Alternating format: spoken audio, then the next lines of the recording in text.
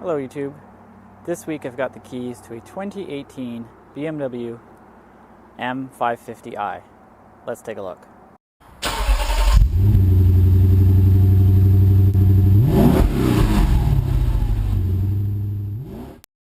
So it's not an M5, but it's actually faster than the previous generation M5. So the new M5 is faster. And this is kind of cool. You don't see this very often on cars. Tiny little camera here. The previous generation M5 was a little bit slower than this. This does 0 to 60 in, I believe it's 3.9 seconds. The Canadian site says 4 seconds because they're saying 0 to 100 kilometers an hour, which takes a little bit longer. Big brakes on this, and the M wheels. It's a little bit dirty. It just started to rain there. I'm not sure if this is black or blue, actually. It's like a really dark blue. It's got silver mirrors here, which look cool, and of course with cameras. This car actually has a 360 surround view parking sensors. So this one is about 95,000 Canadian, I believe, with the packages that it has. It's powered by a 4.4 liter twin turbo V8 engine.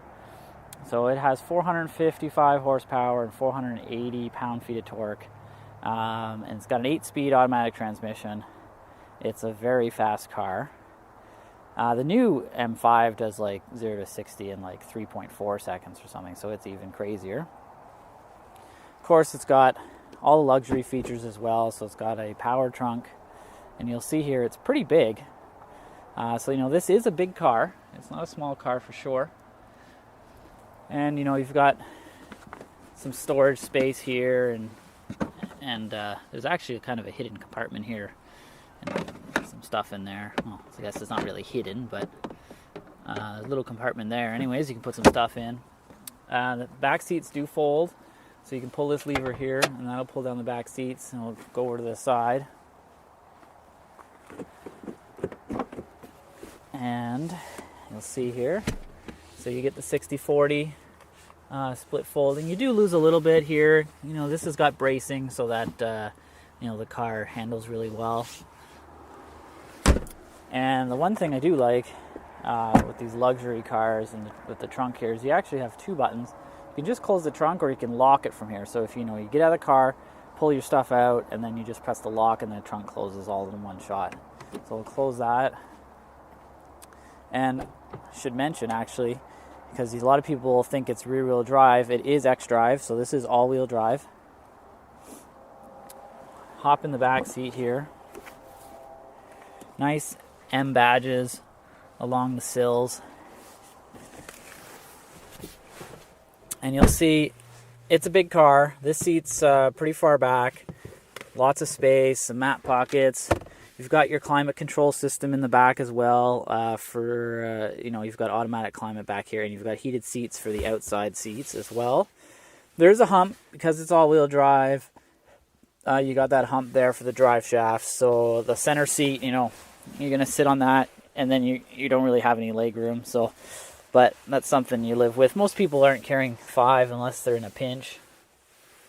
Nicely done in the rear as well. It's not just, you know, plain Jane like a lot of cars are in the rear. You've got you know, nice leather, Harman Kardon speakers, nice little grills here. They look really nice. You've got sunshades as well, and you've got sunshades for this little tiny window here.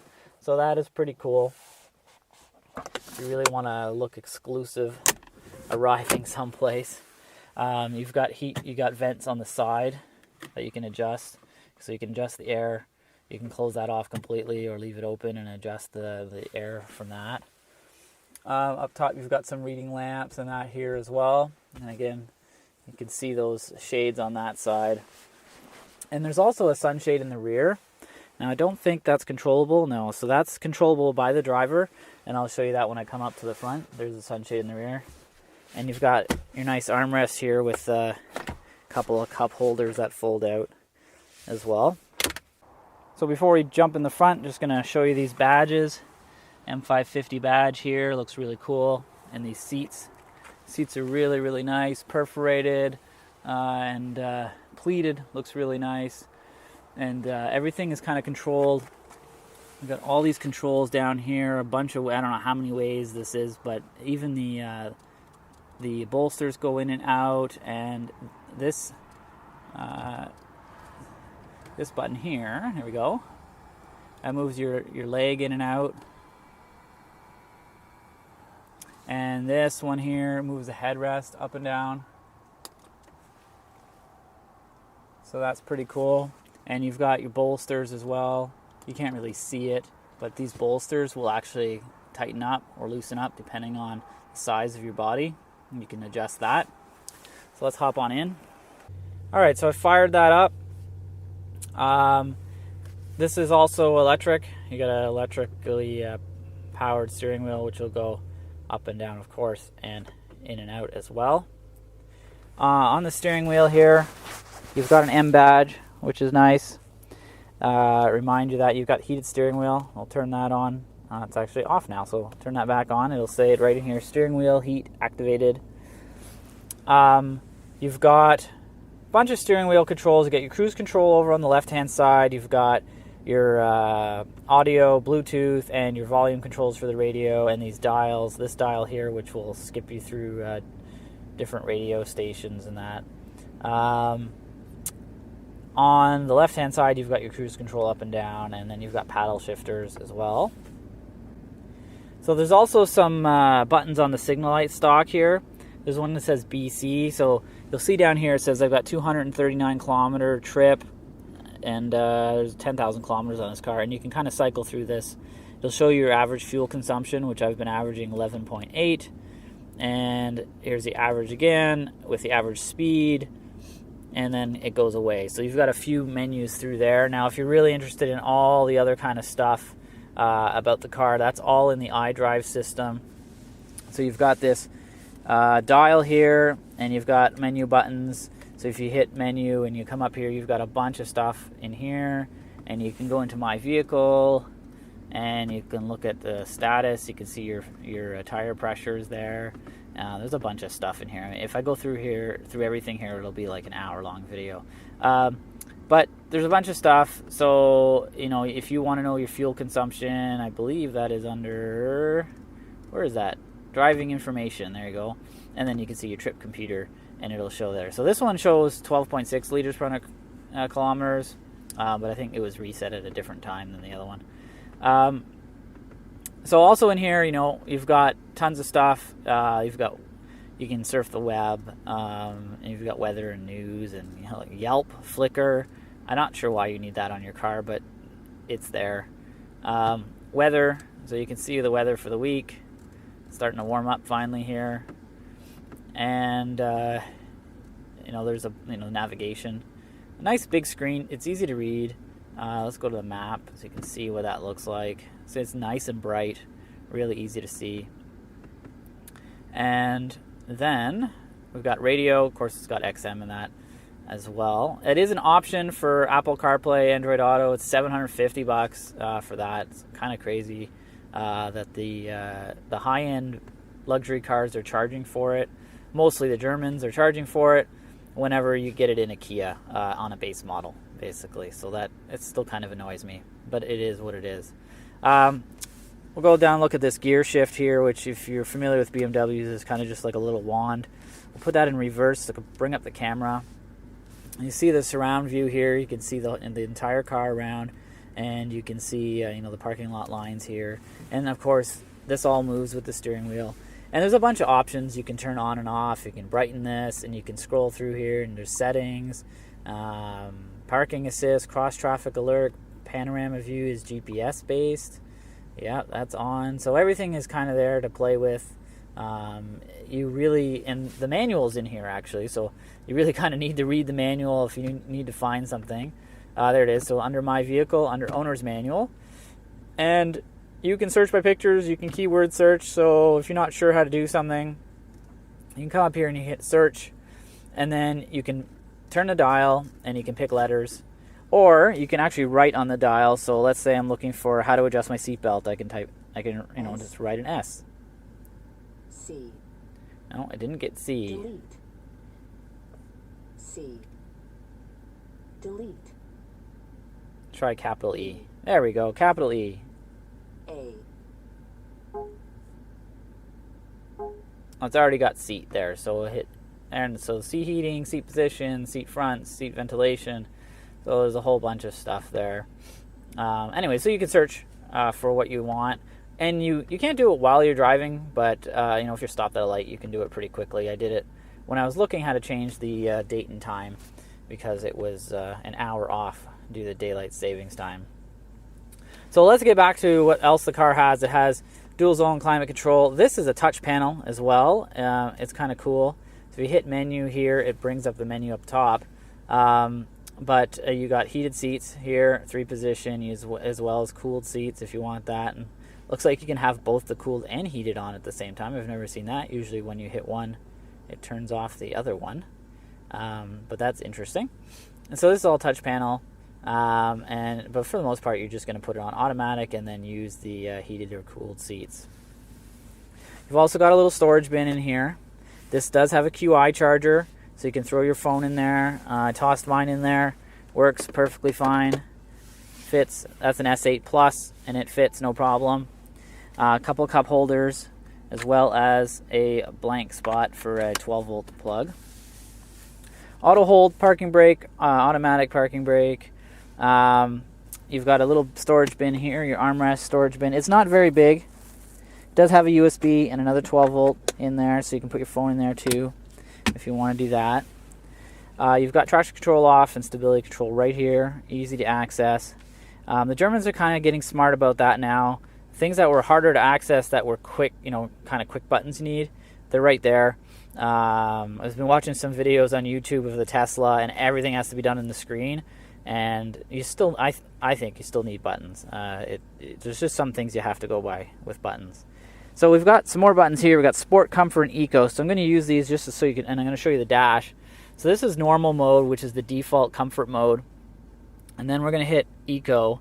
And you'll see the dash changes, the tachometer disappears, and you kind of get this Eco reading, kind of like an electric vehicle. I mean, this is definitely not an electric vehicle, but this is what you get.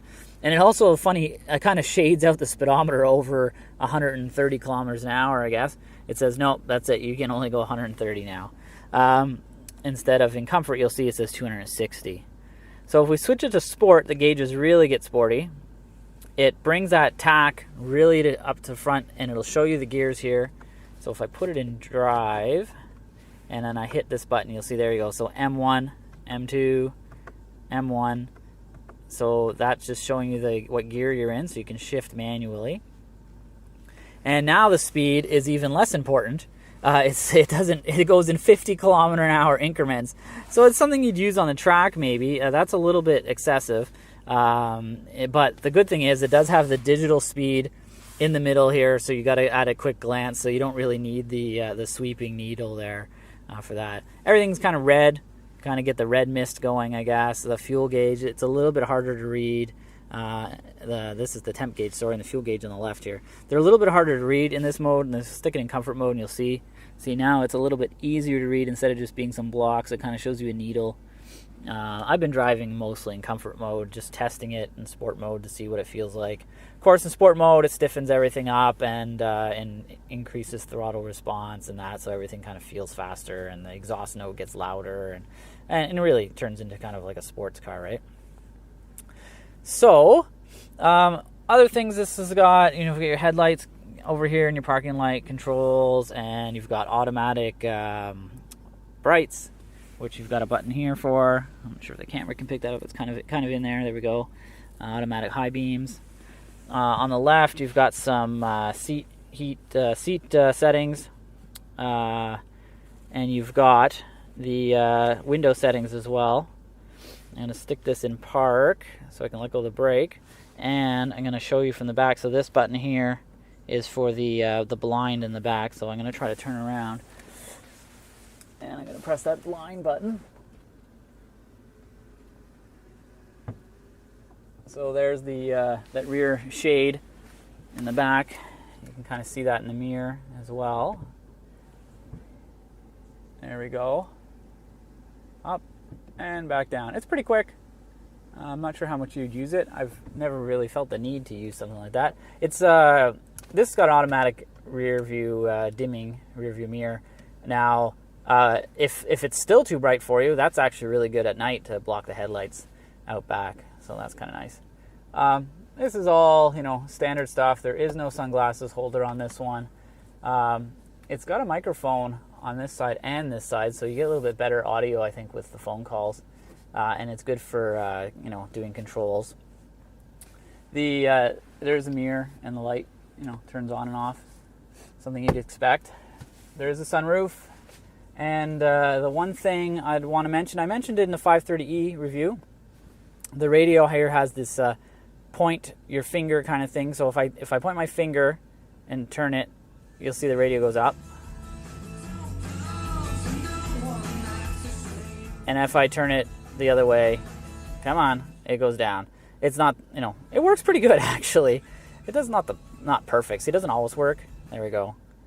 So you can turn the radio up and down, and you can, if I turn it up a bit so you can hear it, and two finger it. So it beeps, and then it's changing radio stations. So there you go. So you can do that without actually going through the menus. So if you just want to, turn the radio up, you can do that. You just want to change to the next station, you can do that. Although it can turn the radio up just by turning this little knob right here. And you can turn the radio up by pressing the plus and minus button.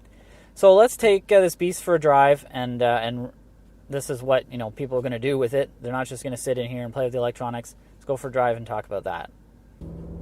Got it in sport mode because I wanted you to hear the exhaust.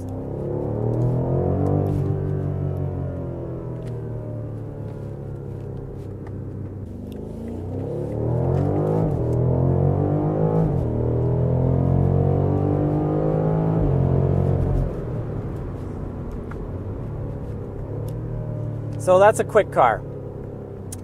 If you're passing somebody, you will not be wanting for more in this car unless you're really used to, supercars, basically. This car is ridiculously quick. I'm going to throw this back into comfort mode, and you'll see there quickly that it'll shift up and back into a higher gear, into like 8th gear. If I just switch it into sport mode again, it will... Oops, I turned off traction control. Switch it into sport mode. It'll downshift a couple of gears so that you're ready when you need to get on the throttle. It'll downshift even more and then get on the gas, and it'll get going. So super quick car. That's a given. But what is it like, to live with every day? You're not driving around the track with this. If you are, you're not doing it every day, obviously. If you are doing that every day with your BMW, then you probably should just go buy a race car. So what's it like on the road every day? It's your typical BMW 5 Series. It's super quiet, super smooth. Suspension is not as sporty as you would expect maybe with the M badge on there. It is more comfortable than sporty. So we'll go over this bumpy road here. It's, as I mentioned, not as kind of sporty suspension as you might expect. It's not floaty by any means, but it really soaks it up. I think that it's because the chassis is so stiff that nothing really gets sent to the cabin. So you're not getting, harsh suspension noise or anything like that. There's a little bit of wind noise. And it's a little bit windy outside, but I was standing out there doing the video. It was fine, so it's not that windy. But there's a little bit of wind noise from this pillar here. But, I drove it throughout the week. I didn't really hear any wind noise, nothing that really bothered me. You got the radio up just a tiny bit, not even that loud, and you won't notice it. And pretty much all the cars have a little bit of wind noise here, it seems like. Anyways, suspension is great. I haven't, done any crazy driving with it. It's still kind of wintry outside. But, it seems to handle great, and I'm sure it does. I drove the previous generation 5 Series, just a regular 5 Series, on a racetrack, and it was impressive. So I can imagine that this one here is a little bit stiffer, a little bit better. It's going to be impressive. I think the one thing that you won't get bored of in this car is that it's got a ton of torque. So 480 pound-feet of torque. And I believe I read that comes in at 1800 RPM. So that is full torque, basically right away. So if you're cruising, say at 85 kilometers an hour, as I am now, and you stick your foot in it, it just pushes you back and your head just goes right back right away. So it's super fun to drive in that regard. You can get yourself into a little bit of trouble with this car if you're not careful, because it's past the speed limit pretty much instantly as soon as you get on the throttle. So even around town, coming from a stoplight, because that torque is so low, you don't have to press the gas very hard. You can just ease into it, which makes it, in my opinion, is what makes a luxury car.